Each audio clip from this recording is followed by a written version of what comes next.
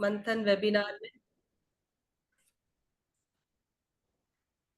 जैसा आप लोग सभी जानते हैं या हो सकता है शायद कुछ लोग ना भी जानते हो, कासा जो है CA chartered accountant social affiliation, ये organisation is founded by CA Sumit Garg ji. And 2010 में ये इसकी नींव रखी गई थी। अभी रिसेंटली हमने सितंबर में 15th फाउंडेशन डे सेलिब्रेट किया था। कासा जो है हमेशा से ही वेबिनार्स, सेमिनार्स और दूसरे skill development programmes, so that कि जो भी हमारे प्रोफेशनल कुलीग्स हैं उनकी नॉलेज अपग्रेड होती रहे, स्किल्स अपग्रेड होते रहे, सो दैट कि अपने प्रोफेशनल प्रैक्टिस में वो एक और अच्छी तरीके से अपने कामों को कर पाए। इसके अलावा डिफरेंट डिफरेंट टाइम्स पे जहाँ पे रिप्रेजेंटेशंस की जरूरत है वो भी दी गई हैं। वेरियस अदर थिंग्स भी करते रहते हैं। जनरली ये सारी चीजें सुमित गर्ग जी अपने आप, हम उनको बोलते हैं कि सर आप बताइए, because you are the founder of this organization. But because he is contesting for central council elections of ICAI and code of conduct लग चुका है, तो he can not use any platform और dais. So as a team member I must ensure कि CASA के बारे में आप लोगों को पता हो। एंड इससे ज्यादा टाइम और नहीं लूंगी इस चीज के लिए। हमारे साथ हमारे तरुण अरोड़ा जी हैं। Welcome sir. क्यों मैम। सर से जब भी हमने टाइम मांगा है हमेशा हम लोग को टाइम मिला है। एंड बिलीव मी बहुत इजी तरीके से जीएसटी के कॉम्प्लिकेटेड इश्यूज को समझा देते हैं। मतलब बिल्कुल जो हमें चाहिए होता है कि हमें समझा दो कि हम खुद भी समझ जाएं और क्लाइंट कुछ पूछे तो बता भी सकें। तो वो बहुत अच्छे से सर समझाते हैं।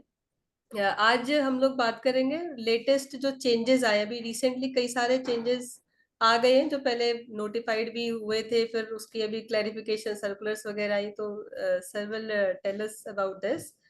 तो to give a brief introduction, he is a fellow member of ICAI and a commerce graduate from Delhi University, and he is a student of GST and research on the subject since 2015, जब GST आया भी नहीं था। GST 27 बाद में आया है।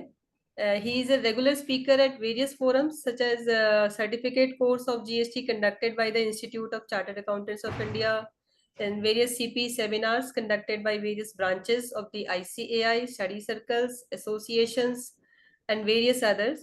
He also consults organizations on the latest and tricky aspects of GST and regularly represent client before the revenue departments at various level. And to speak about his professional experience, he founded Tarun Subhash Arora and Company in 2012, and he has a vast experience. With this, sir, I welcome you. And now over to you, sir. Thank you, Asha ji. So just to begin with what Asha ji was saying that the elections are around the corner. One thing I would appreciate about CASA is that even after the elections are over, their frequency and the time they take to मतलब initiate the actions is not कि जब elections आने वाले होंगे तो they will come back. So they are always existing irrespective of the results. So that I would appreciate for the entire CASA team as well as Sumit ji कि they are very मतलब election एक चीज है and the objective of forming CASA is there and it exists throughout the year and Thank you, not just sir, for before the. recognizing this fact.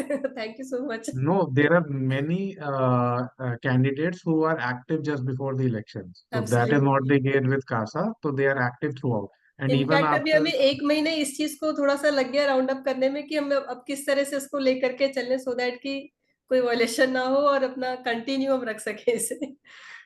I can understand that. So now coming back to the topic. So the topic for today's discussion is latest amendments. So I have just modified it. So I am now, we would be discussing important amendments because there have been so many amendments in the past 2 months. So if we start discussing about them, so 1 hour would be very limited. So rather than that, I have picked five amendments and I will try to discuss those five amendments in detail so that when we, मतलब after 1 hour, at least we can say कि that I am confident about these five amendments. ये तो मुझे पता है किसी भी form में मेरे से कोई क्वेरी आती है तो I would be able to answer and justify. So just give me a second, I will bring my screen.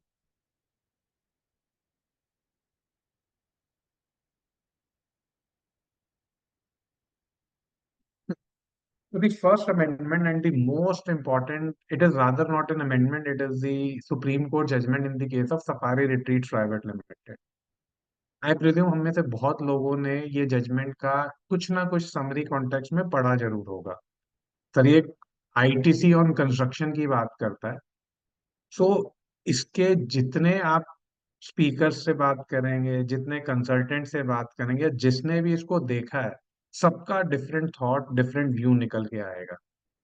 But मेरा कहना है, अपना कंक्लूजन लाने से पहले one should read the entire judgement himself before coming out और concluding that this is the intent of this judgement. क्यों है ऐसे ही, मैं बात क्यों कर रहा हूँ वो मैं आप लोगों को ड्यूरिंग द डिस्कशन बताऊंगा। सेकेंडली, एक हमारी जो कोर्ट होता है, डोंट जज a book by its cover, this is apt for this judgment. क्योंकि ये जजमेंट में एक बहुत ही डिफरेंट चीज हुई है जो शायद मैंने 2012 से लेके आज तक ये सेकंड टाइम ही देखा है। After Vodafone judgment, this is Vodafone judgment in the case of income tax, जो एक ऐसी जजमेंट मेरे सामने है। There have been beautiful judgments across, but एक ऐसी यूनिक जजमेंट जो एक कंक्लूजन भी देती है और कुछ आंसर नहीं भी करती है, वो ये जजमेंट है। सो स्टार्टिंग ऑन, यहाँ पे जो इशू था whether if I am constructing a, मैं पहले सफारी रिट्रीट्स का इशू बताता हूँ। तो देवर कंस्ट्रक्टिंग अ मॉल, उस मॉल के लिए उन्होंने स्टील, सीमेंट सर्विसेज ली। They constructed the mall and after construction they decided कि हम इस पूरे, इसके अंदर जो शॉप्स कंस्ट्रक्ट हुई है, we will lease them out. So query mall को लेके थी, मॉल की कंस्ट्रक्शन करेगी, उस कंस्ट्रक्शन में जो इनपुट्स और इनपुट सर्विसेज यूज हुए, उसका आईटीसी मिलेगा या नहीं मिलेगा, ये क्वेश्चन मार्क था। पहले सफारी रिट्रीट्स अपने प्रॉपर ऑफिसर के पास गए, उन्होंने बोला सर आपको नहीं मिलेगा। ये उड़ीसा हाई कोर्ट के पास गए, उड़ीसा हाई कोर्ट ने बोला कि मिलेगा। Section 17(5)(c) and (d) are against the constitution, तो ये अनकॉन्स्टिट्यूशनल है। उन्होंने 17(5)(d) to be very specific उसको स्ट्रक डाउन कर दिया था कि इसके अंदर आपको क्रेडिट्स मिलेंगे एंड 17(5)(d) इज वायलेटेड। इस चीज को डिपार्टमेंट सुप्रीम कोर्ट में लेके गया, हाई कोर्ट की जजमेंट को। तो सुप्रीम कोर्ट के अंदर जो सबसे पहली एस्पेक्ट आई, वो आई, उन्होंने 17(5)(c) और 17(5)(d) को डिस्टिंग्विश किया। दिस एट सेक्शन 17(5)(c) के अंदर वर्ड्स यूज होते हैं प्लांट एंड मशीनरी। आप देखेंगे रेड कलर में मैंने एंड को हाईलाइट किया हुआ है। सो प्लांट एंड मशीनरी, एंड वही जब हम 17(5)(d) को देखते हैं तो वहां पे एक वर्ड आता है और। सो प्लांट और machinery, plant and machinery. And sir ये एंड और सिर्फ इसी ने पूरी जजमेंट, पूरे इंटरप्रिटेशन की काया पलट बदल दी। इसकी रीजन क्या है? Plant and machinery is defined in the act. Plant and machinery defined है सेक्शन 17(5) के अंदर, ये डिफाइंड है। और उसके अंदर ये जो एक्सप्लेनेशन अब मैंने आपके सामने प्रोड्यूस करी, ये आती है, जिसमें मैं एक्सक्लूजन का सबसे पहला पार्ट पकड़ता हूँ। Plant and machinery excludes land, building and other civil structure. यानी अगर प्लांट एंड मशीनरी भी है कोई चीज, लेकिन वो लैंड है, वो बिल्डिंग है या अदर सिविल स्ट्रक्चर है, क्वेश्चन क्लोज, वो प्लांट एंड मशीनरी से बाहर हो गया, उसका आईटीसी नहीं मिलेगा। 17(5)(c) एंड (d) में वो बोलता है प्लांट या मशीनरी है तो उसका मिल जाएगा। लेकिन सुप्रीम कोर्ट ने डिस्टिंग्विश किया कि नो सर, एंड और को सेपरेट पढ़ेंगे। What is defined is plant and machinery.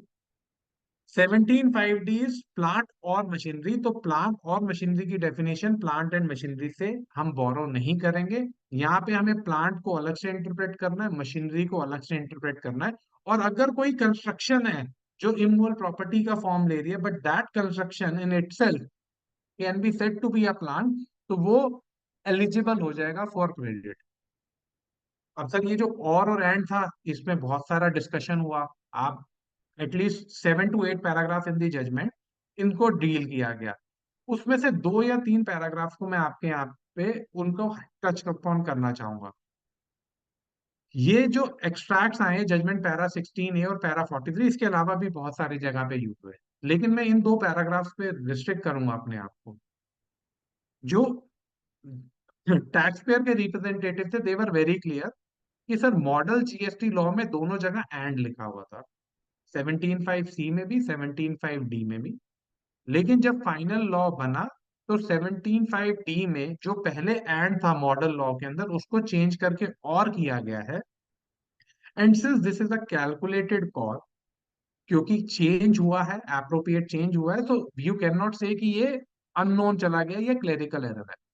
Irrespective of that, ASG, तो एएसजी ने स्पेसिफिकली बोला है कि सर ये क्लेरिकल मिस्टेक, जजमेंट का पार्ट बनी है ये स्टेटमेंट कि सर ये क्लेरिकल मिस्टेक थी। और पैरा 43 में देखिए, हिज का यहाँ पे रेफरेंस है एएसडी के लिए, submission is that the word और in clause D is a mistake of legislature. यानी एएसजी खड़े होके ये बोल रहा है, एडिशनल सॉलिसिटर जनरल ये बोल रहा है कि सर कानून बनाते समय एक मिस्टेक हो गई है। क्यों? क्योंकि ये और को एंड करते ही आप डेफिनेशन में चले जाएंगे, और उन्होंने ये चीज बहुत क्लियरली बोली कि 17(5)(c), 17(5)(d), section 16(4) are constitutionally valid. ये इसी जजमेंट ने बोला है कि गवर्नमेंट के पास पावर है to restrict your credit, because credit is a statutory right, it is a legal right, not your मतलब inherited right, because it has a bearing of a statutory right। तो statue बता सकता है ये credit कब मिलेगा और कब नहीं मिलेगा। तो 17(5)(c) and 17(5)(d) are constitutionally valid. तो पहले तो जो ओडिशा हाईकोर्ट की जजमेंट थी उसको बिल्कुल ही साइड कर दिया गया कि भाई आपने जिस चीज को अनकॉन्स्टिट्यूशनल बोला वो अनकॉन्स्टिट्यूशनल नहीं है, वो कॉन्स्टिट्यूशनल है। स्टैचू डिसाइड कर सकता है किस चीज का क्रेडिट मिलेगा, किस चीज का क्रेडिट नहीं मिलेगा। तो वहां पे उन्होंने उड़ीसा हाईकोर्ट को हटा दिया, लेकिन अपनी जजमेंट को कंप्लीट नहीं किया। जो मैटर गया था मॉल का, उसको एज इट इज रखा। ठीक है सर। तो अभी तक हमने ये चीज समझी कि उन्होंने 17(5)(c) और 17(5)(d) को डिस्टिंग्विश किया, और एंड से डिस्टिंग्विश किया। एसोसिएट सॉलिसिटर जनरल ने कैटेगोरिकली बोला क्लेरिकल मिस्टेक थी। सुप्रीम कोर्ट ने बोला हमें कोई लेना देना नहीं है, एप्रोप्रिएटली इसको चेंज किया गया है और से एंड किया गया है। कोई भी चीज लेजिस्लेचर की मिस्टेक है तो वो हमें नहीं पता चलेगी आज की डेट में। सो अकॉर्डिंग टू अस इसको हम प्लांट और मशीनरी ही इंटरप्रेट करेंगे। अब उन्होंने ये कंक्लूड किया कि अगर कोई चीज, सॉरी, अगर कोई चीज, कोई कंस्ट्रक्शन प्लांट बनती है, अगर वो प्लांट की फॉर्म लेता है तो उसका क्रेडिट मिलेगा, अदरवाइज वो क्रेडिट नहीं मिलेगा। अब इश्यू आया कि सर प्लांट की, एक कंस्ट्रक्शन प्लांट का फॉर्म कैसे हो सकता है? तो उसका एक बहुत, जिसे बोलते हैं परफेक्ट एग्जांपल है ड्राई डॉक्स। ड्राई डॉक्स के अंदर क्या होता है, जो मेरा वेसल है, जो मेरी शिप है, वो एक पर्टिकुलर स्टेज तक तो खुद आ जाती है। उस स्टेज के बाद क्या होता है, क्योंकि पानी का लेवल बहुत कम हो जाता है और उसमें से अनलोडिंग वोडिंग करनी होती है, तो एक ड्राई डॉक होता है, यानी एक पार्सल जाता है, उसके ऊपर वेसल आता है, वो ड्राई डॉक से पुल होके एक प्रॉपर प्लेस पे आता है जहां पे उसकी अनलोडिंग हो जाती है, या फिर उसी को अनलोड करने के बाद उसमें लोडिंग होती है और ड्राई डॉक की उसको बाहर कर देता है। That is entirely N immovable property, और वो फंक्शन, उसमें से कुछ पार्ट उसके मूविंग होते हैं। तो it has been decided by Supreme Court कि वो ड्राई डॉक जो है वो एक प्लांट एंड मशीन, मशीनरी नहीं बोलूंगा, वो एक प्लांट है।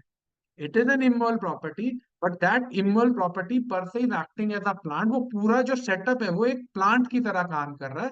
तो वो इनकम टैक्स के अंदर आई थी कि उसमें बिल्डिंग की डेप्रिसिएशन रेट नहीं लगेगा, उसमें आपका प्लांट का रेट लगेगा, यानी प्लांट एंड मशीनरी का रेट लगेगा। तो इस जजमेंट के अंदर उन्होंने उस चीज को कवर किया, और जजमेंट ने बोला कि प्लांट को ऑलरेडी डिस्कस किया जा चुका है। एक जजमेंट थी आनंद थिएटर्स।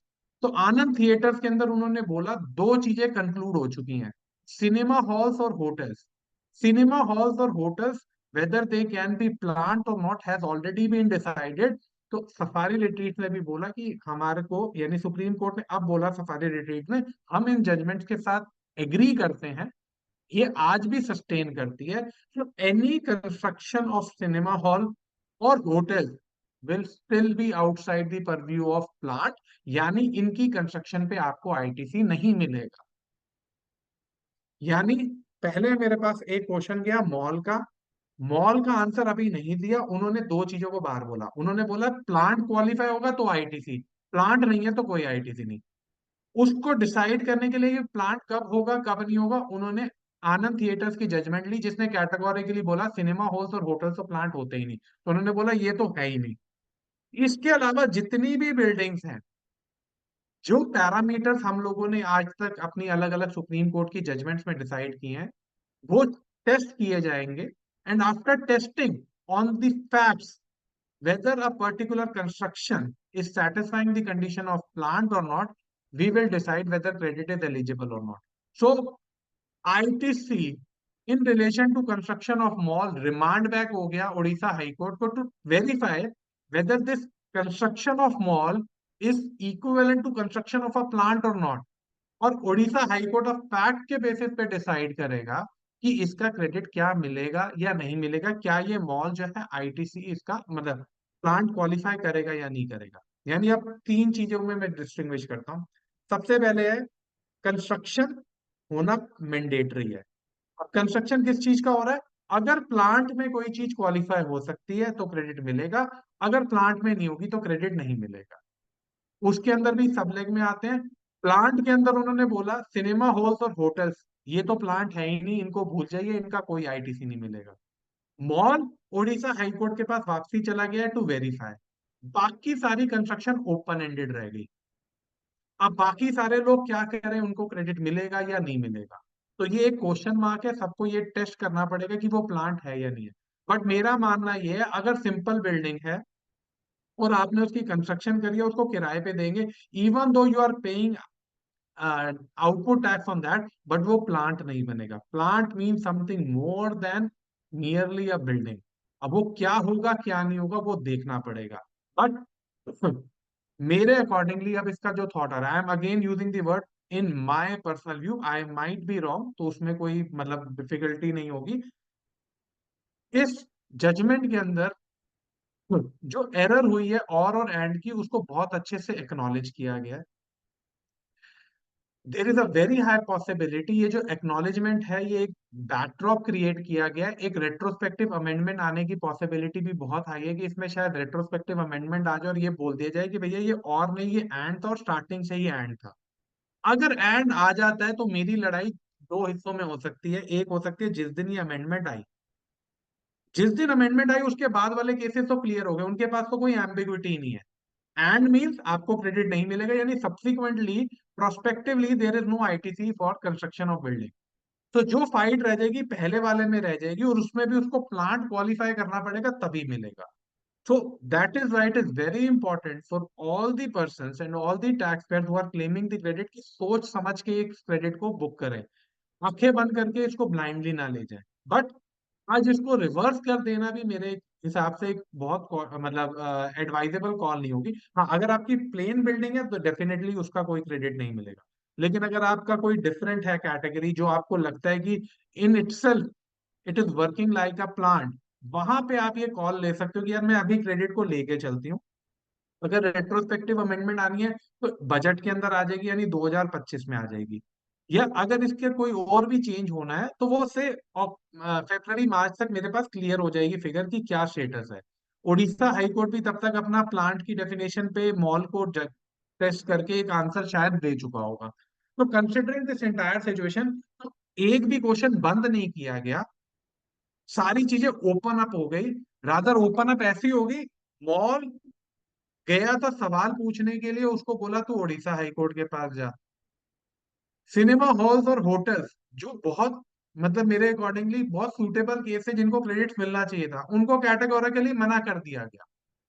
अब मैं ये बोल रहा हूँ, जो सिनेमा हॉल्स और होटल्स को क्रेडिट नहीं मिला, उस उसी लाइंस पे अगर मैं बाकी बिजनेसेस को बोलूं या बाकी बिल्डिंग्स को बोलूं, वो सारी मेरे हिसाब से नॉन क्रेडिटेबल ही रह जाएंगी। But again we will have to see कि फाइनल आउटकम क्या आता है। तो again conclusion is the matter is still open. Plant की डेफिनेशन बहुत इंपॉर्टेंट हो गई है। Until and unless there is a specific clarification in this regard, सारे क्रेडिट्स बहुत रिस्की होंगे। बट मेरा अपना मानना अभी भी ये है, the intention was very clear कि आपको क्रेडिट्स नहीं देने। आपको क्रेडिट नहीं देने का मतलब ये है कि इसकी रेट्रोस्पेक्टिव अमेंडमेंट या क्लेरिफिकेशन बहुत मतलब अवेटेड है, क्योंकि गवर्नमेंट ने बहुत कैटेगोरिकली इस पे अपना स्टैंड क्लियर किया है कि it is a clerical mistake.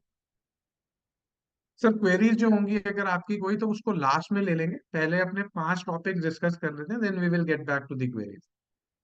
Second is invoice management system.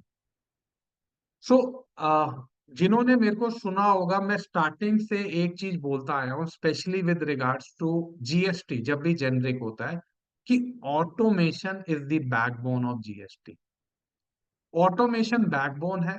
ये डे वन पे भी था, ये आज भी एग्जिस्ट करता है, और अब तो ये और जैसे बोलते हैं ना, री एनफोर्स फॉर्म के अंदर हमारे सामने आ रहा है। ओरिजिनली क्या था? स्टार्टिंग पॉइंट था जीएसटीआर 1। वन से आपका टू बनेगा, आप सिलेक्ट करेंगे कौन सा क्रेडिट लेना है, कौन सा क्रेडिट नहीं लेना। उस टू से आपका आईटीसी फाइनल होगा, जो जीएसटीआर 3 में जाना था। अब क्या हो गया? स्टार्टिंग में कुछ सर्कुलर इश्यूज आए, सर्कुलर एरर एक होती है ना एक्सेल के अंदर, वही एरर क्रिएट हुए जीएसटीआर 1, 2 और 3 के अंदर। पहले महीने ही उनको रोल बैक करना पड़ा, और एक वो स्टॉप गैप अरेंजमेंट में आ गए जीएसटीआर 1 और 3 बी में, जिसमें आईटीसी जो था वो ओपन एंडेड हो गया। उन्होंने फिर क्या किया? ठीक है सर, अभी इसको चलने देते हैं जैसे चल रहा है, बट ऑटोमेशन दिमाग के अंदर घुसा हुआ था कि इससे नहीं हटेंगे। अब उन्होंने क्या किया? आईएमएस, इनवॉइस मैनेजमेंट सिस्टम को ले आए। अब जब आप इनवॉइस मैनेजमेंट सिस्टम खोलते हो, तो ये कुछ नहीं, एक जीएसटीआर 2 का ही इम्प्रोवाइज फॉर्म है। जैसे जीएसटीआर 2 की जितनी चीजें थी, वही चीजें इसके अंदर भी इंक्लूड हो रखी। ये अक्टूबर 2024 से इंप्लीमेंट हो गया है। यानी नेक्स्ट मंथ के अंदर जब हम अपनी रिटर्न्स फाइल करेंगे, तो इनवॉइस मैनेजमेंट सिस्टम हमारे लिए एप्लीकेबल होगा। सबसे पहली चीज उन्होंने बोली, इनवॉइस मैनेजमेंट सिस्टम एक ऑप्शनल सिस्टम है। लेकिन ये कितना ऑप्शनल है, कितना नहीं है, वो ये अपने आप में एक क्वेश्चन मार्क है। तो इसके कुछ इंपॉर्टेंट पॉइंट्स हम डिस्कस करते हैं। अक्टूबर 2024 से एप्लीकेबल है, नहीं, अक्टूबर 24 की रिटर्न जब नवंबर में जाएगी तब से एप्लीकेबल है। अब मेरा जीएसटीआर 2 भी दो फेजेस में आएगा, ड्राफ्ट एंड फाइनल। एक ड्राफ्ट स्टेज होगी और एक फाइनल स्टेज होगी। जब मेरे पास ड्राफ्ट जीएसटीआर 2 भी होगा, उसके अंदर मेरे सारे आईएमएस की ऑप्शंस आ रही होंगी। यानी जितनी भी ट्रांजैक्शन सामने वालों ने रिपोर्ट करी है, वो सारी आईएमएस में आ रही होगी। तो ड्राफ्ट 2 बी और इनवॉइस मैनेजमेंट सिस्टम पहले डेट पे बिल्कुल मैच कर रहा होगा। मैं बात कर रहा हूं जब मैंने ये एक्सरसाइज स्टार्ट करी 14 तारीख के बाद, यानी जब मेरा जीएसटीआर 2 बी का एक ड्राफ्ट क्लियर हो जाता है, उसके बाद जितनी भी आईएमएस में आइटम्स हैं, उतनी ही आइटम्स मेरे पास यहाँ पे आ गई। फिर अब मेरे को हर इनवॉइस आईएमएस के ऊपर मेरे को सिलेक्ट करना पड़ेगा, एक्सेप्ट, रिजेक्ट, पेंडिंग, या मैं कोई एक्शन नहीं लूंगा। यानी या तो मैं उस ट्रांजैक्शन को एक्सेप्ट कर दूंगा, या मैं उस ट्रांजैक्शन को रिजेक्ट कर दूंगा, या मैं पेंडिंग छोड़ दूंगा। चौथा है, मैंने कोई एक्शन ही नहीं लिया। अगर मैं कोई एक्शन नहीं लूंगा तो वो डीम्ड एक्सेप्टेंस बनेगा। यानी no action taken will also be treated as action taken. क्यों? क्योंकि ये मान लेगा कि आपने वो ट्रांजैक्शन को एक्सेप्ट किया है। अब अपने माइंड में विजुअलाइज करिए कि जीएसटीआर 2 में मैं 50 एंट्रीज आई, 50 में से आपने 40 को एक्सेप्ट कर लिया, 5 को आपने रिजेक्ट कर दिया, 5 को आपने पेंडिंग छोड़ दिया। तो वो जो 40 एंट्रीज, 40 एंट्रीज आपने सिलेक्ट करी, वो 40 एंट्रीज थ्योरेटिकली क्या बन गया आपका उस महीने का? वो 40 एंट्रीज आपका आईटीसी रजिस्टर है कि सर मैं इस पार्टी का क्रेडिट ले रहा हूं। यानी पार्टी लेवल के ऊपर आपने अपने क्रेडिट को डिस्क्लोज कर दिया। यस, क्या होता था? जीएसटीआर 2 बी में 100 रुपए नजर आ रहे हैं, आप 100 रुपए तक की अमाउंट का क्रेडिट ले रहे थे।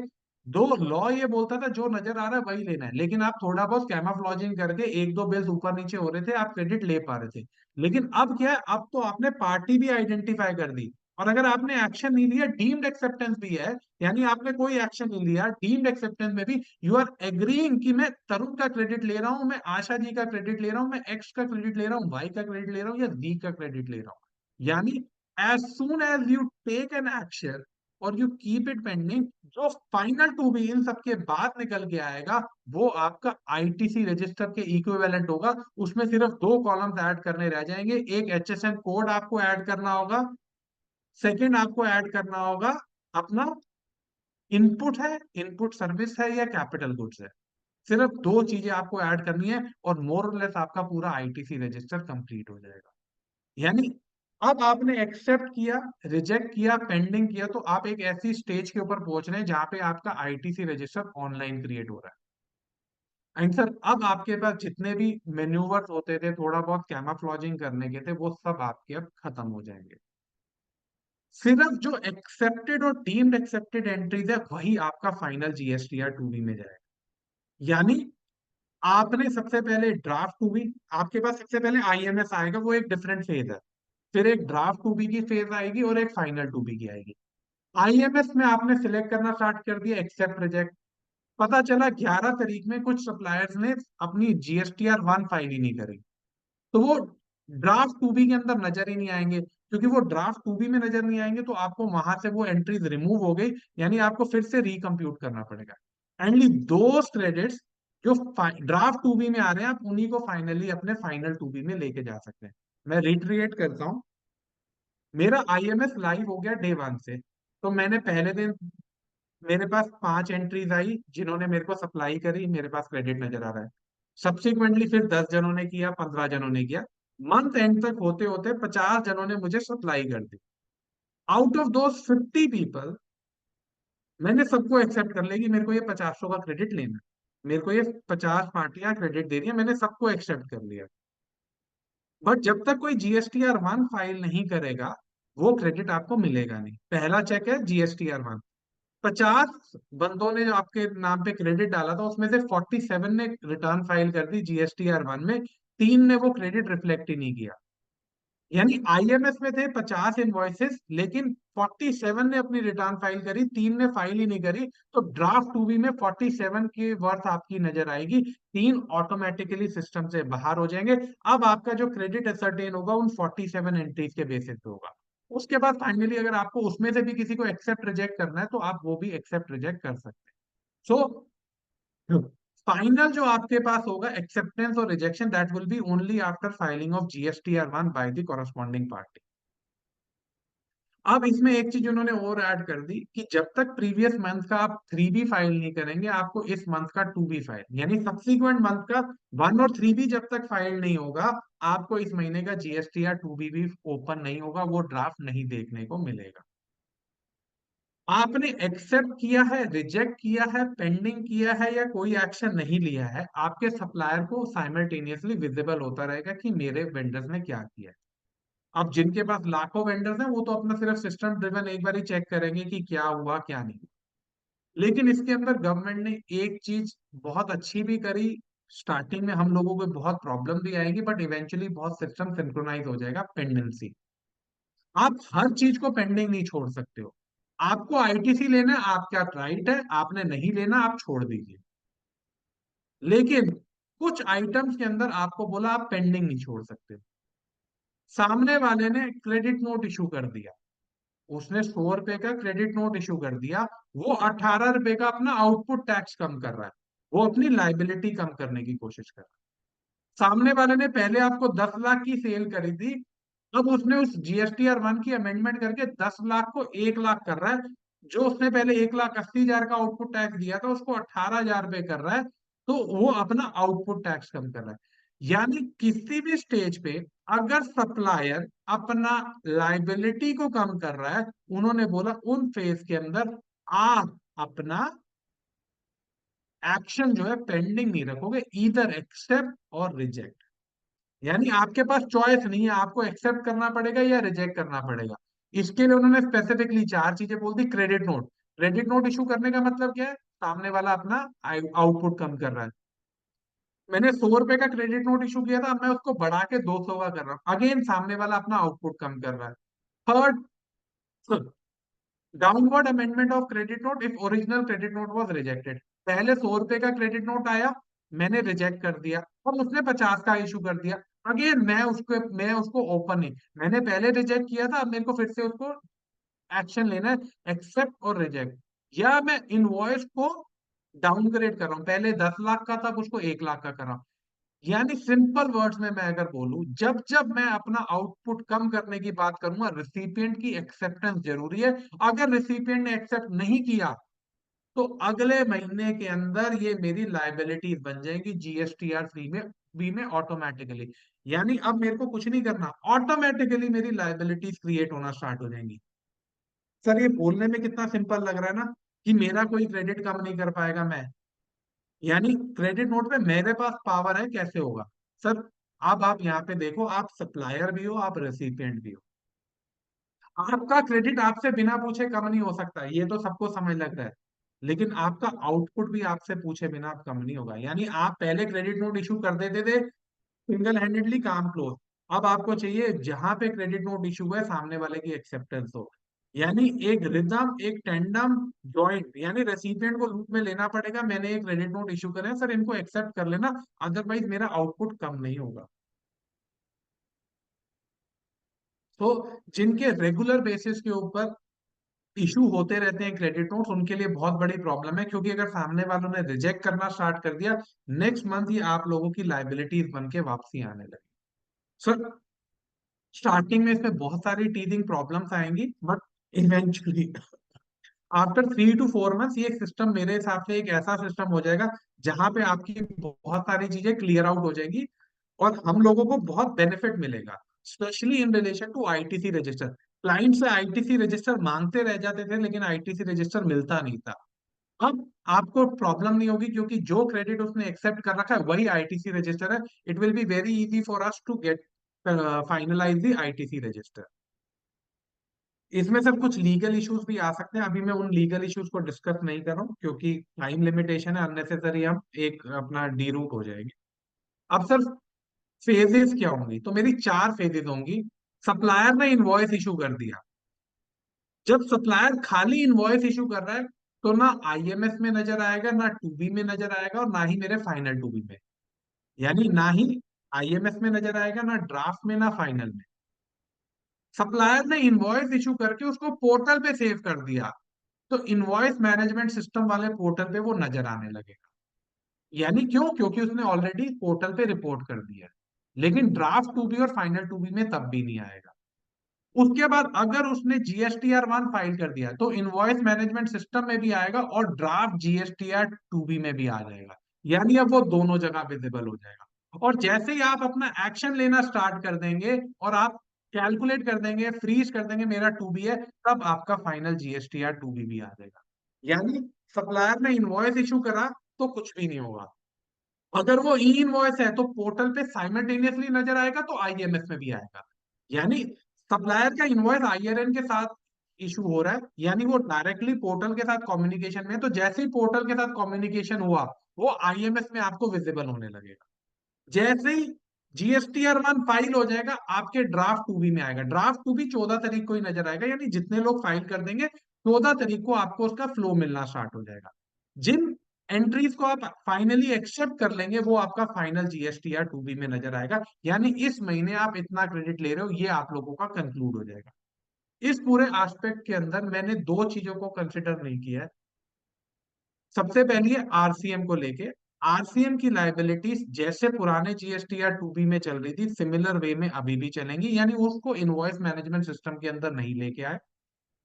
सेकेंडली, मैंने ई इनवॉइस को समझते हुए अमेंडमेंट्स को इसमें कवर नहीं किया है। अमेंडमेंट का मतलब ये होता है कि मैं ई इनवॉइस को भी अमेंड कर पाऊं, एंड हम सबको पता है कि ई इनवॉइस अमेंड नहीं हो सकता है। जब ई इनवॉइस अमेंड हो ही नहीं सकता, जो ऑलमोस्ट आज सारे बड़े टैक्स पेयर्स के ऊपर एप्लीकेबल है, तो अननेसेसरी उस चीज को मैं यहाँ डिस्कस करके इसको लेंदी करता, तो मैंने उसको भी इग्नोर करके चला। यानी 2 चीजें, आरसीएम जैसे पुराने चल रहा था वैसे ही चलेगा। अब इस पे गवर्नमेंट ने 2 FAQs के सेट निकाले हैं। उनमें से जो इंपॉर्टेंट क्वेश्चन है मैं उनको रीड आउट कर रहा हूँ। सबसे पहले, कौन से डॉक्यूमेंट्स हैं जो जीएसटीआर 2 बी में क्रेडिट नजर नहीं, ओ आईएमएस में क्रेडिट नजर नहीं आएंगे? तो जीएसटीआर 5, जीएसटीआर 6, ये मेरे आईएमएस में नजर नहीं आएंगे, ये मेरे फाइनल जीएसटीआर 2 बी में ही आएंगे। मेरा आरसीएम का रिकॉर्ड, मेरा बिल ऑफ एंट्रीज का रिकॉर्ड, या किसी में मेरा प्लेस ऑफ सप्लाई डिफरेंट है, कट ऑफ डेट के बाद जो क्रेडिट आ रहा है, या सामने वाले ने मेरा आईटीसी पे ही नहीं किया, उसने अपना टैक्स पे नहीं किया, तो ये सारे आपके आईएमएस में नहीं आएंगे, ये सारे आपके सीधा का सीधा जीएसटीआर 2 बी में आएंगे। ताकि आपके पास जो अमेंडमेंट का राइट है वो काफी रिस्ट्रिक्टेड रहेगा, ओपन एंडेड नहीं रहेगा। उसके बाद, will reverse charge document receive from registered person be part of IMS? Specifically अलग से उन्होंने फिर से बोला, नहीं सर, आरसीएम यहां से रूट नहीं होगा, आरसीएम 2 बी में नजर आएगा, वहीं से ही रूट होगा। एक्सप्रेसली 2 बार इन्होंने इस चीज को क्लेरिफाई किया।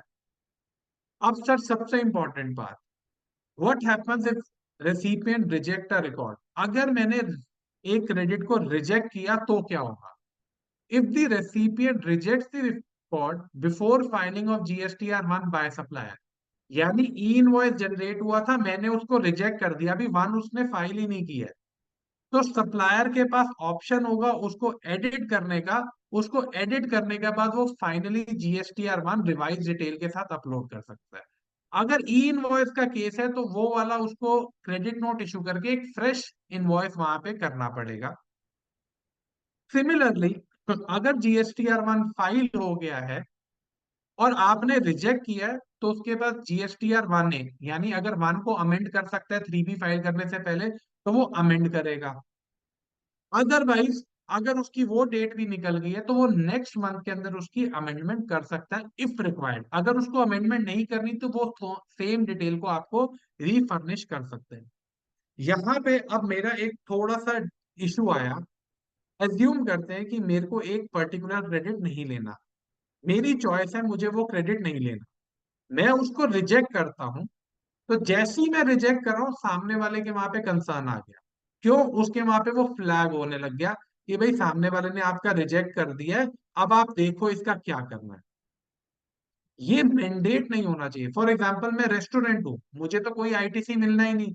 जब मुझे कोई आईटीसी मिलना ही नहीं, मैं तो सबको रिजेक्ट कर दूं। और अभी जो मेरे को समझ लग रहा है कि मैं पहले माना, जब तक ये FAQ नहीं था, मेरा मानना ये था मैं सारा रिजेक्ट करूंगा, बिकॉज ये कहीं ना कहीं पे मेरा आईटीसी रजिस्टर बन रहा है। और मेरा आईटीसी रजिस्टर होना ही नहीं चाहिए, because I am not eligible for any credit. But जब मैं इस FAQ को पढ़ता हूँ तो मुझे कहीं ना कहीं अब ये लग रहा है कि पहले मुझे एक्सेप्ट करने पड़ेंगे, सारे मेरे 2B के अंदर आएंगे, 2B से मेरे 3B में आएंगे, उसके बाद मुझे सबका रिवर्सल करना पड़ेगा। यानी मैं खाली रिजेक्ट करके अपना आगे नहीं बढ़ पाऊंगा। But again we will see कि फाइनली क्या होता है, क्योंकि स्टार्टिंग फेज है, इसमें बहुत सारी क्लेरिफिकेशन बाद में भी आ सकती है, इंप्रूवमेंट बाद में भी आ सकती है।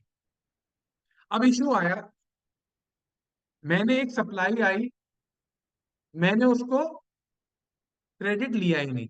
मैंने आया, एक क्रेडिट आया, क्लेम किया, उसी महीने रिवर्स कर दिया।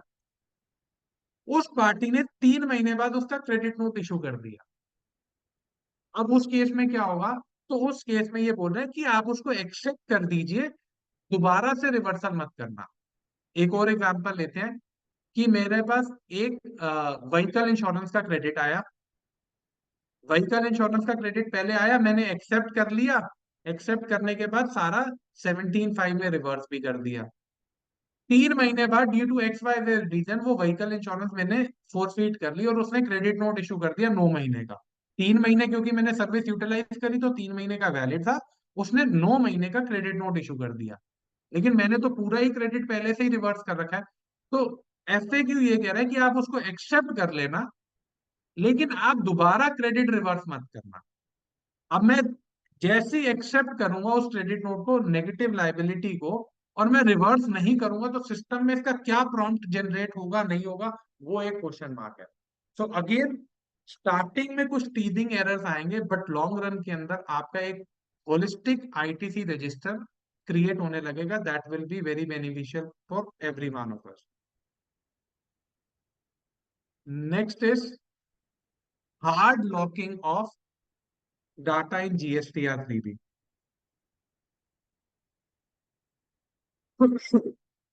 जनवरी 2025 से ये प्रपोज किया जा रहा है कि GSTR 3B की आप अमेंडमेंट नहीं कर पाएंगे। अभी उन्होंने बोला GSTR 3B में दो मेजर डाटा डालने हैं, एक आउटपुट का जा रहा है, एक इनपुट का जा रहा है। तो अभी हम पहले आउटपुट को फ्रीज कर रहे हैं कि वो आप चेंज नहीं कर पाएंगे। उसकी रीजन यहाँ पे उन्होंने एक्सप्रेसली तो नहीं लिखी, लेकिन आप ये समझिए, मेरी 500 लाइन आइटम्स है GSTR 1 में, मैं उस किस आइटम में चेंज कर रहा हूँ 3B में नहीं पता चलता है। तो दे आर सेइंग कि हम उसको फ्रीज कर देंगे। आपने वन में 500 लाइन आइटम डाली, वो 500 लाइन आइटम का जो भी टोटल आ रहा है वो फाइनल फिगर है। अगर आपको कुछ अमेंडमेंट करनी है तो आप GSTR 1A से डालो या सब्सिक्वेंट वन में करो। यानी ट्रांजैक्शन लेवल पे क्या चेंज हो रहा है हमारे पास वो होना चाहिए। आप 3B में नहीं करोगे, उसी महीने हमें पता चल जाए। अगर आपसे कोई चीज मिस हो गई थी वन के टाइम पे, तो अब हमने आपको ऑप्शन दे दिया, आप वन ए कर लीजिए। आप 1A में अपनी रेलेवेंट अमेंडमेंट कर दीजिए, आपका काम खत्म, क्योंकि ट्रेल क्रिएट हो गया है। तो इतनी चीज उन्होंने कैटेगोरिकली बोल दी कि भैया, क्योंकि ऑलरेडी प्रोसेस 1 का इनिशिएटेड था, 1A को भी आए हुए 2-3 महीने हो गए थे, तो उनको था कि नेक्स्ट 3 महीने के अंदर लोग मेच्योर होके 1A के साथ भी कंफर्टेबल हो जाएंगे, तो जनवरी से हम इसको लॉक कर देंगे। जब ये ओरिजिनल आई थी एडवाइजरी, तो उन्होंने आईटीसी को भी ब्लॉक किया था, उसको भी बोला था ये हार्ड लॉक हो जाएगा। लेकिन over the period they realise कि इसको हार्ड लॉक कर पाना मुश्किल रहेगा, तो उन्होंने ये बोला कि इसके लिए हम सब्सिक्वेंट डेट पे, एक लेटर डेट पे हार्ड लॉक करेंगे। बट आई थिंक ये वाला हार्ड लॉक कर पाना थोड़ा सा डिफिकल्ट रहेगा डिपार्टमेंट के लिए। लेकिन देखते हैं कि आईएमएस कितना इंप्रूव होके चलता है, नहीं चलता है। सारी चीजें इवेंचुअली आईएमएस के ऊपर जाके रुकेंगी कि वो कितना स्मूथली फ्लो हो पा रहा है या नहीं हो पा रहा है।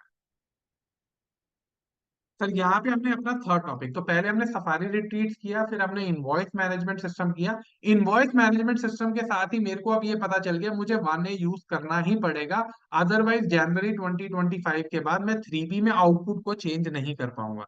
तो जो भी मेरे को 1A के बारे में समझना है, ये ट्रायल पीरियड, मतलब जो लग्जरी पीरियड है उसके अंदर कर लें, ताकि गोइंग फॉरवर्ड जनवरी 25 के रिटर्न में जब फरवरी 25 में जाएंगी तो वो ब्लॉक करके छोड़ दे। फोर्थ सर, टीडीएस प्रोविजन जो है मेटल स्क्रैप के ऊपर। सर ये टीडीएस प्रोविजन के अंदर सबसे पहले मुझे ये समझना जरूरी है करंट प्रोविजन। तो करंटली कोई टीडीएस के ऊपर इशू नहीं है, मतलब कोई टीडीएस नहीं एप्लीकेबल है। सेकेंडली, एक नोटिफिकेशन है 23/2 के अंदर, सॉरी सेक्शन 23 सबसेक्शन 2 के अंदर, 5/2017, जो एग्जेम्पशन ये बोलती है कि अगर सामने वाले को आरसीएम पे टैक्स पे करना है, अगर सामने वाले को आरसीएम पे टैक्स पे करना है तो मुझे रजिस्ट्रेशन की रिक्वायरमेंट, अगर सामने वाले को आरसीएम पे टैक्स पे करना है तो मुझे रजिस्ट्रेशन की रिक्वायरमेंट नहीं। तो ये दो चीजों को अपने ध्यान में रखेंगे। यानी आज टीडीएस नहीं है स्क्रैप डीलर्स के ऊपर, मेटल स्क्रैप के ऊपर। सेकेंडली, अगर सामने वाले को आरसीएम पे करना है तो मेरे को रजिस्ट्रेशन की रिक्वायरमेंट नहीं। अब गवर्नमेंट का ऑब्जेक्टिव क्या था? उन्होंने बोला मेटल स्क्रैप के अंदर there is a very high possibility of transaction being evaded, वहां पे ट्रांजेक्शन टैक्स की इवेजन की पॉसिबिलिटी काफी हाई है। तो उन्होंने बोला नहीं, हमें इसको किसी तरह से कंट्रोल करना है। अब कंट्रोल करना है तो इसका मैकेनिज्म क्या होना चाहिए? इन्होंने सब बहुत सिंपल करा। उन्होंने बोला देखो भाई, एक बायर है, एक सेलर है, एक बायर है, एक सेलर है। जो टैक्स की चोरी करने की पॉसिबिलिटी है वो सेलर के एंड से सबसे ज्यादा लग रही है इनको। उन्होंने बोला सेलर की पॉसिबिलिटी सबसे ज्यादा होती है कि वो स्क्रैप को प्रॉपरली डिस्पोज ऑफ कर रहा है या नहीं कर रहा है।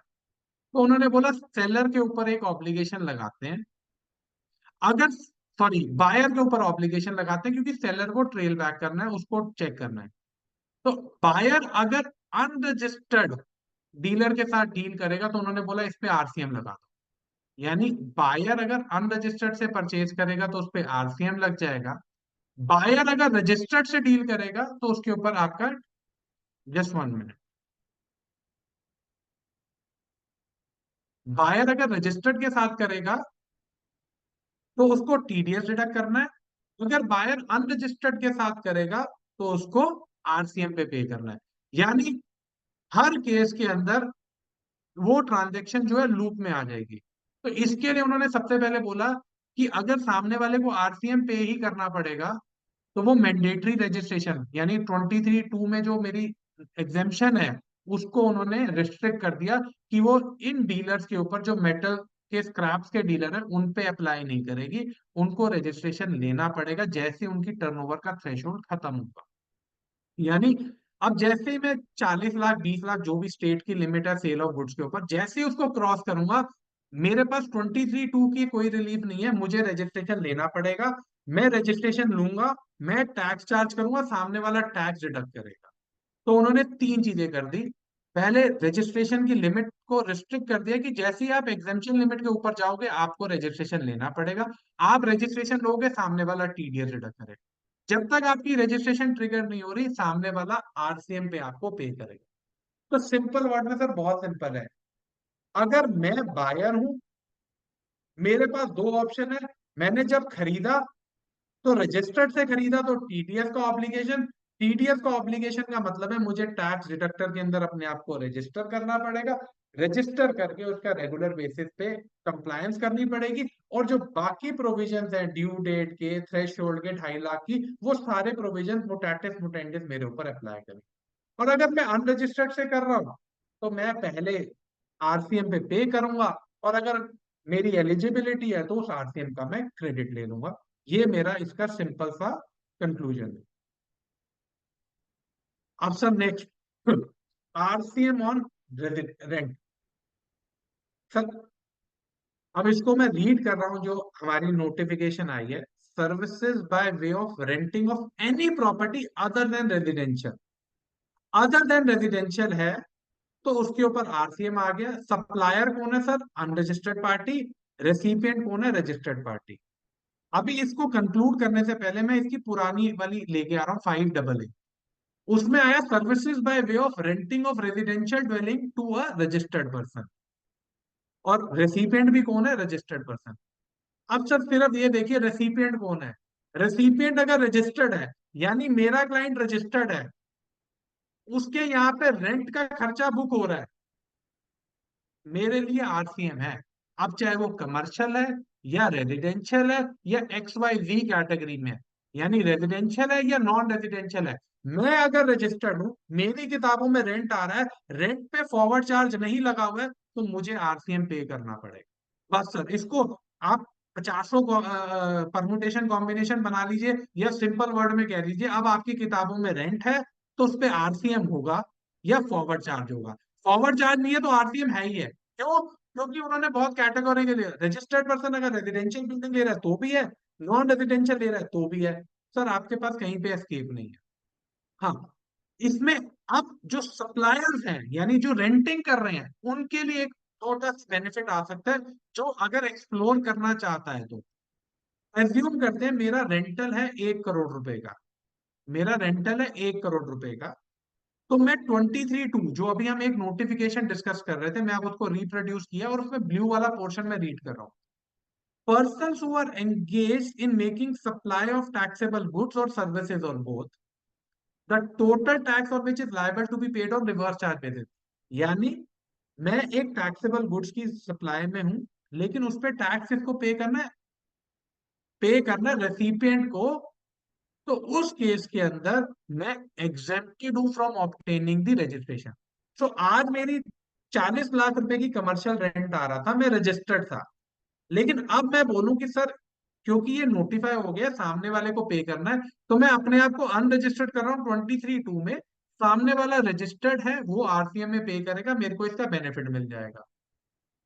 अब सर इसमें इश्यू आता है, क्वेश्चन मार्क आते हैं, वेदर इट इज पॉसिबल और नॉट। सर इसमें जो अभी मेटल स्क्रैप वाला हमने किया ना, उसी का प्रोवाइड हो, वो नोटिफिकेशन 24/2024 से आया। इसी नोटिफिकेशन को अमेंड किया गया, उसमें ये रेड वाला पोर्शन ऐड किया गया, provided and nothing contained in this notification shall apply to any person engage in the supply of metal scrap falling under chapter 72 to 81 in the first schedule to the custom tariff act. यानी उन्हें तो बोल दिया अगर RCM पे करना है, किसी को रजिस्ट्रेशन नहीं चाहिए। मेटल वाले को जबरदस्ती रजिस्ट्रेशन करानी थी, जैसे ही थ्रेशोल्ड पास हुए उसको प्रोवाइडो डाल के बाहर किया है। यानी आज अगर रेंटिंग वाला ये चाहता है कि मेरे को सिस्टम से बाहर होना है क्योंकि सामने वाले के ऊपर आरसीएम ट्रिगर्ड है, तो वो हो सकता है। This is my view. Again sir, इसमें अभी हमने किसी को ये नहीं बोला कि आप अपना सरेंडर कर दो, बट वी आर इवेल्युएटिंग, एक बार इसको क्रॉस वेरीफाई करके आफ्टर फाइनलाइजिंग कि हाँ ये पॉसिबल है, so we will be deregistering the clients जो सिर्फ कमर्शियल प्रॉपर्टी में डील कर रहे हैं, उनकी और कोई सप्लाई नहीं है, क्योंकि अब सामने वाले को रिवर्स चार्ज पे करना। जब मैं 5/20 मतलब इस नोटिफिकेशन को स्क्रैप वाले के साथ लिंक करता हूं, तो मेरे को क्लियर कट लग रहा है कि हाँ this is very much possible. तो आई थिंक ये एक बहुत मतलब सबसे बड़ी जो इसमें मेरे को लगता है बेनिफिट होगा, वो बेनिफिट होता है कि मेरे को अपनी स्टेट के अलावा, मेरे अगर से मैं दिल्ली में हूँ, मेरी गुड़गांव में भी एक प्रॉपर्टी है, नोएडा में भी एक प्रॉपर्टी है, तो एक क्वेश्चन मार्क स्टार्टिंग से ही रहा है मेरे को 3 जगह रजिस्ट्रेशन लेनी है या मैं दिल्ली से बैठ के ही काम करूँ। वो सारी चीजें सेटल आउट हो जाती है। क्यों? क्योंकि अब सामने वाले को आरसीएम पे कर। So sir these were the 5 issues जो हम लोगों ने डिस्कस किए। सफारी रिट्रीट्स, आईटीसी मिलेगा या नहीं मिलेगा। Invoice management system, ITC register अब ऑटो पॉपुलेट हो जाएगा। हार्ड लॉकिंग हो जाएगी, यानी जीएसटी और आउटपुट के रिलेशन में जनवरी 25 के बाद आप कोई अमेंडमेंट 3B में नहीं कर पाएंगे। चौथा था मेटल स्क्रैप डीलर्स के अंदर, यानी जो स्क्रैप डीलर्स हैं अब उनको जीएसटी के लूप में आना ही पड़ेगा, चाहे वो आरसीएम के थ्रू आए, चाहे वो बी टीडीएस के रूप में आए। फाइनली रेंटल, रेंटल से सबसे आसान है, हमें अपने पॉइंट ऑफ व्यू से देखना है। मेरे क्लाइंट के यहाँ पे रेंट बुक हो रखा है, चाहे वो किस रेजिडेंशियल है नॉन रेजिडेंशियल है, दिमाग पे जोर नहीं देना। फॉरवर्ड चार्ज लगा है नहीं लगा, आरसीएम पे करिए, मैटर क्लोज करिए। सबसे बड़ा हिट किसको आ रहा था? रेस्टोरेंट को हिट आ रहा है, बैंकेट हॉल्स को हिट आ रहा है, उनको आईटीसी नहीं मिलता। सारे रेस्टोरेंट और बैंकेट हॉल किराए पे हैं। अब वो क्रेडिट पे टैक्स आरसीएम पे करेंगे और क्रेडिट सारे जीरो होते जाएंगे। उनको सबसे बड़ा इम्पैक्ट इस पूरे सिस्टम से आने वाला है। तो अगेन जहां पे भी आपके क्लाइंट रेस्टोरेंट्स हैं, केटरिंग, बैंक्वेट हॉल है, वहां पे आप इस चीज को इवेल्युएट करने की कोशिश करिए कि आप यहाँ पे क्या कर पाएंगे, कैसे इसको थोड़ा सा और स्मूथ कर पाएंगे या नहीं कर। With this I conclude my discussion. अब जिनकी क्वेरीज हैं we can start to take those queries. Thank you Tarun ji. अपने सभी पार्टिसिपेंट से रिक्वेस्ट है, अगर किसी की कोई क्वेरी है तो वो चैट बॉक्स में डाल सकते हैं, और we have 5 minutes time more, तो हम एक दो अनम्यूट करके भी ले सकते हैं अगर तरुण सर अलाउ करते हैं तो। Definitely we can take. तो अगर किसी की कोई क्वेरी है तो we can take. In between sir, IMS में जैसे कई बार होता है कि जो बिल्स इशू होते हैं वो डिफरेंट लाइन आइटम्स उसमें आ रहे हैं, वहां पे भी मेरा डिफरेंट कैटेगरी आ जाता है। जैसे एक कोई होगा 18% का, वहां तो मुझे आईटीसी मिल रहा है, बट फॉर अदर जो कि 5% या 12% का कोई ऐसा स्पेसिफिक आइटम है दैट आईटीसी इज ब्लॉक्ड। तो आईएमएस में वो अलग अलग लाइन आइटम आएगा, जैसे अभी आ रहा है मेरे पास। टू बी में भी सिंगल बिल है, बट डिफरेंट रेट का मेरे पास अलग अलग अलग आती है एंट्री। तो मैं चूज कर लेती हूँ कि how much I can take ITC और हाउ मच इज ब्लॉक्ड। तो will it be same in मैं आईएमएस? मैं आपको एडवाइस करूंगा इस केस के अंदर, आप पहले पूरे इनवॉइस को एक्सेप्ट कर लीजिए, उसका ओके। पूरा क्रेडिट एक्सेप्ट कर लीजिए। फिर 12% जो देन आपको डिसअलाउ करना है उसको आप परमानेंट रिवर्सल में जाके रिवर्स कर दीजिए, ताकि आपके इनवॉइस लेवल की भी मैचिंग हो जाए, और आपके जो रिवर्सल है वो आप जस्टिफाई कर सकते हो कि ये मेरी ये वाली लाइन है। अगेन मैं इसमें एक चीज बोलूंगा, जब भी प्रोसीजरल एस्पेक्ट होते हैं ना, तो प्रोसीजर में मेरे को 1+1 2 लेके आना है। वो टू ऐसा नहीं है जो मैंने बोला उसी तरीके से आ सकता है। आपको लगता है नहीं मैं एक्सेप्ट ही उतना करूंगी तो कोई दिक्कत नहीं है, लेकिन प्रॉब्लम क्या हो रही है, जैसे ही मैं रिजेक्ट कर रहा हूँ पूरे का पूरा इनवॉइस जा रहा है। तो वहां पे मैं वो नहीं चाहता हूँ वो कॉम्प्लिकेशन हो। अगर सिस्टम अलाउ करेगा तो वो भी कर सकते हैं, but as on the date जो एफएक्यू आया उसको देखते हुए मैं बोलूंगा मैं पूरा एक्सेप्ट करके जो डिसअलाउ करना है वो परमानेंट रिवर्सल में डाल। और सर, ये सफारी रिट्रीट की हम अगर बात करें, जैसे जो गए नहीं उनके पास, उनके लिए डिसीजन ज्यादा स्पेसिफिक दिया है उन्होंने, सिनेमा हॉल्स और थिएटर होटल्स के लिए। मैं मेरे पूरे जिस सिस्टम में मेरे को एक ही था कि होटल्स को क्रेडिट मिलने की पॉसिबिलिटी बहुत हाई है, बिकॉज और उनका किसी को बिजनेस मिले ही ना मिले। रेंटिंग है पूरा का पूरा। यस, कि मॉल वाला तो फिर ये सोच सकता है कि मैं ये शॉप कल को बेच दूंगा, होटल वाला इंडिविजुअल रूम तो कभी बेच ही नहीं पाएगा। But the situation is what is before us, उनको नहीं मिलेगा वो तो, इफ मतलब I answer he ask you, बताओ। जैसे आप कंसल्ट ऑलरेडी करते ही हैं, सारे आपके हैं, हाई लेवल ऑफ फ्लाइट्स है, तो is hotel industry planning to go for this कि हमें आईटीसी मिलना चाहिए, लाइक समथिंग मैं कुछ ऐसा? मेरे जितने क्लाइंट्स हैं उनमें से कोई भी नहीं जा रहा है, बिकॉज मैंने उनको कभी ये अंडरस्टैंडिंग दी ही नहीं थी कि ये क्रेडिट मिलेगा। हम्म। दो चीजें हैं, मैं आप मेरे जितने भी पोस्ट सफारी रिट्रीट्स में देखोगे मैंने कैटेगोरिकली वोडाफोन जजमेंट को हाईलाइट करके गया हूँ।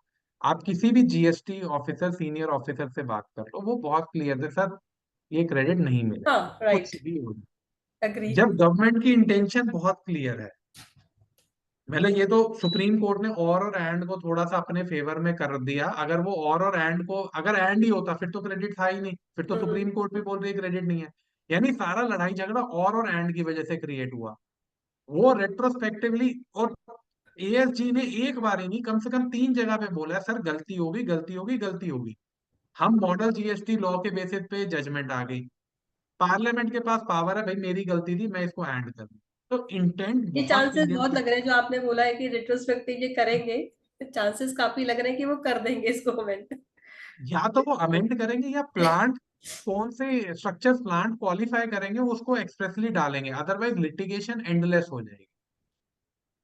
ज्यादा तो वो अमेंडमेंट पे जाएंगे रेट्रोस्पेक्टिव, बिकॉज हमने इनकम टैक्स में भी देखा है जहां उन्हें फेवर में दिखता हुआ दिख रहा है एसएससी के फेवर में, वो रेट्रोस्पेक्टिव अमेंडमेंट लाके उसको क्लियर आउट कर मैं देते हैं टैक्स। एसएससी के फेवर में नहीं बोलूंगा, यहाँ पे ये एसएससी के फेवर की बात नहीं है या आईटीसी अगर रेवेन्यू मिल के रहा है। फेवर की बात नहीं, इंटेंट की बात थी। जब हमने कानून बनाया क्या हमारी इंटेंट थी इसको देने की या नहीं? हाँ, इंटेंट डे वन पे वैलिड नहीं थी। पॉइंट। तो उन्होंने बोला जब नहीं थी मेरे से गलती रहेगी तो मैं नहीं करूँ। सेम यहाँ पे हो रहा है। वोडाफोन की जजमेंट भी जो है 1961 से उन्होंने रेट्रोस्पेक्टिवली वो जो रॉयल्टी की डेफिनेशन को हम्म। अमेंड करके किया था। ये द इंटेंट वाज कि भाई इंडिया के शेयर बिक रहे थे तो टैक्स लगता था।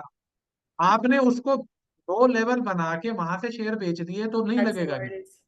तो it was the intent which is being tax. हर बारी डिपार्टमेंट कई बारी वो करता भी है, मैं ऐसा नहीं है कि नहीं करता है। लेकिन वोडाफोन और इसमें one thing was very clear, intent, कि आप बाईपास नहीं करोगे जो मेरी इंटेंट है। तो रेट्रोस्पेक्टिव अमेंडमेंट को इंटेंट से देखेंगे तो लॉजिकल लगेगा।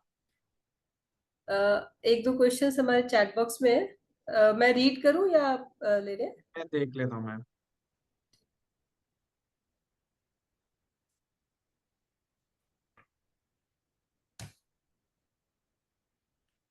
Please Akanksha. Again define RCM on RCM. RCM on RCM नहीं है सर। वो बाद में उन्होंने क्लियर किया, RCM is applicable commercial property question. Sir अब आरसीएम आपको प्रॉपर्टी का नेचर भूल जाइए। आप ये देखिए रेंट बुक हो रखा है, हाँ हो रखा है, क्या फॉरवर्ड चार्ज लगा हुआ है? हाँ। तो कुछ नहीं कर, फॉरवर्ड चार्ज नहीं लगा हुआ यानी सप्लायर ने नहीं लगा रखा, आपको आरसीएम पे। प्रॉपर्टी कमर्शियल है रेजिडेंशियल है, इससे आपका कोई लेना देना। बहुत सिंपल है इसको। वो टेबल बनाते रहे रजिस्टर्ड अनरजिस्टर्ड ऐसे ऐसे करने कोई फायदा नहीं है। मेरे को अपने क्लाइंट को आंसर करना है, टैक्स लग के आ रहा है, राइट। हाँ कोई दिक्कत नहीं, नहीं लग के आ रहा पे कर दे। मैं क्यों डिस्क्रिप्शन में जाऊं कि रेजिडेंशियल है नॉन कमर्शियल है, जब मेरा स्टेटस फ्रीज हो गया किसी भी कैटेगरी में तो है। अब आ गया मैं सप्लायर हूँ। सप्लायर में मैंने आपको बोला कि कमर्शियल प्रॉपर्टी पे लगता है रेजिडेंशियल पे लगता है नहीं। कमर्शियल प्रॉपर्टी में भी मैंने बोला 23(2) का रिलीफ आप देख सकते हो कि सामने वाले को पे करना है तो मैं अपनी एग्जेम्पशन लेके बाहर हो जाऊं। लेकिन इसमें आप ये ध्यान करना और कोई सर्विस ना हो, एक्सक्लूसिवली यही डील कर रहे हो तभी बाहर होगे, अदरवाइज नहीं हो। दो चीजें आप ध्यान करिए और अपना केस को क्लोज करिए। एक्सपेंस बुक करने में तो बहुत इजी है इसमें सर, कोई अमाउंट। लिमिट नहीं है। 1,000 रुपए का रेंट दे रहे हैं महीने का, 1 लाख का दे रहे हैं, 1 करोड़ का दे रहे हैं, सबके ऊपर लगेगा। आ, एक है आकांक्षा जी का question, if bill is not book by party in a particular month then we reverse the credit in that month. Ma'am अगर आपके पास बिल रिसीव नहीं हुआ है आप उसको पेंडिंग छोड़ दीजिए, उसको आप रिसीव करके रिवर्स मत करिए क्लेम करके, उसको पेंडिंग छोड़ दीजिए। नेक्स्ट मंथ जब आपने फिजिकल रिसीव किया तब आप एक्सेप्ट कर लीजिए और आपका क्रेडिट आ जाएगा। यानी जो स्टॉक इन ट्रांजिट के अंदर था वो बहुत इंप्रूव हो गया। पहले एक्सेप्ट करके मैं टेम्पररी रिवर्सल में डालता था फिर रिक्लेम करता था, अब मैं पेंडिंग छोड़ दूंगा एक ही बारी मेरे क्रेडिट लेजर में आएगा, काम खत्म हो जाएगा। ठीक है। मैम दो ही क्वेरीज थी वो हो गई। हाँ sir.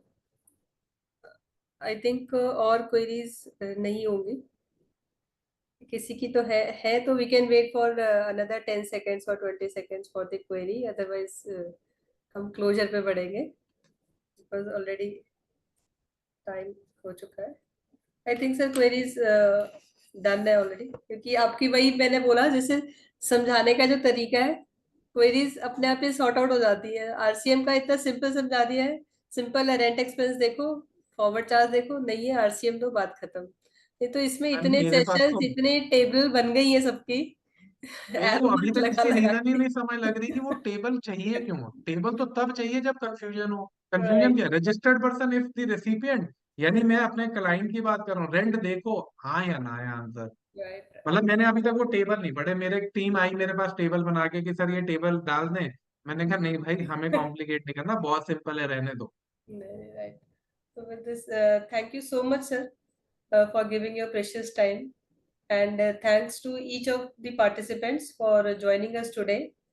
And with this, I wish you all the best. And festive season अभी आ रहा है, ITR season end होने वाला है, तो स्वस्थ रहे, सुरक्षित रहे अच्छे से। And we hope to meet soon on our next webinar. Thanks to each one of you. Thank you so much, sir. Thank you.